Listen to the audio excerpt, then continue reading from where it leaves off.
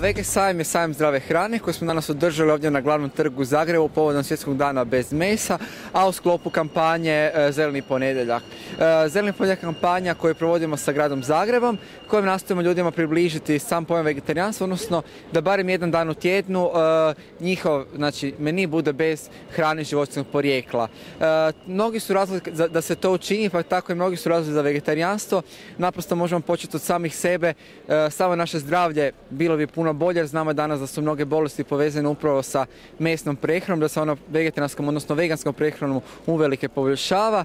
Također, mesna industrija je glavni uzročnik globalnog zatopljenja danas, tako da prelaskom na bezmesnu prehranu uvelike poboljšavamo stanje u svijetu što se tiče ekologije.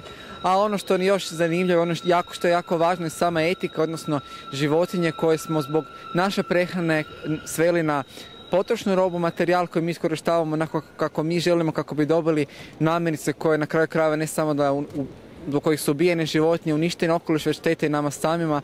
Tako da kad zaista razmislimo, informiramo se razlog za vegetarijanstvo i veganstvo, ima ih mnogo i trebali bi se malo o tome informirati kako bi zaista napravili jedan korak naprijed u svojoj prehrani, poboljšali svoju prehranu i pružili mogućnost životinjama da žive, spasili planet i očuvali naše zdravlje.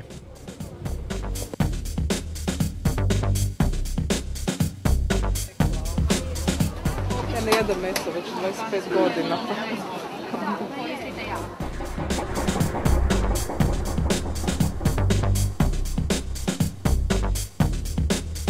Projekt Zemlje mira je jedna veliki prostor od više od 1000 hektara na kojoj životinje, ljudi i priroda žive u miru. Obrađuje se zemlja na poseban način, na miroljubiv način.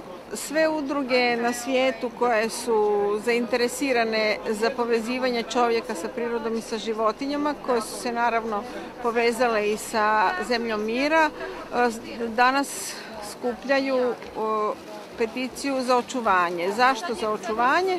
Zato što postoji projekat da se jedan put izgradi preko te Zemlje mira. Naravno, on bi ugrozio u potpunosti taj projekat. Inače, udruga Glas životinja će skupljati potpise svake subote na jednom od zagrebačkih trgova, još ne znamo na kojem, da li na trgu Bana Jelačića ili na trgu Kralja Tomislava.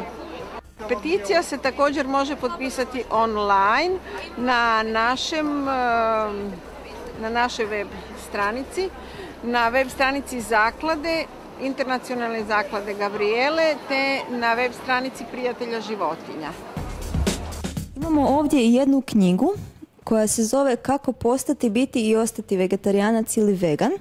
Ta je knjiga sada dostupna i online.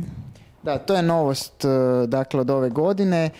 Knjiga je sada online, potpuno besplatna i vjerujem da će to mnoge razveseliti s obzirom da je ona pisana tako da bude vrlo jednostavna, a da daje opet vrlo važne informacije o ekologiji, etici, zdravlju, prehrani, svakako ima i recepte, tako da će mnoge razveseliti i stranica je vrlo jednostavna, dakle www.biti-vege.com i na njoj se može prolistati cijelo izdanje, a svakako se može i downloadirati u PDF-u, dakle i imati je na svojem vlastitom računalu.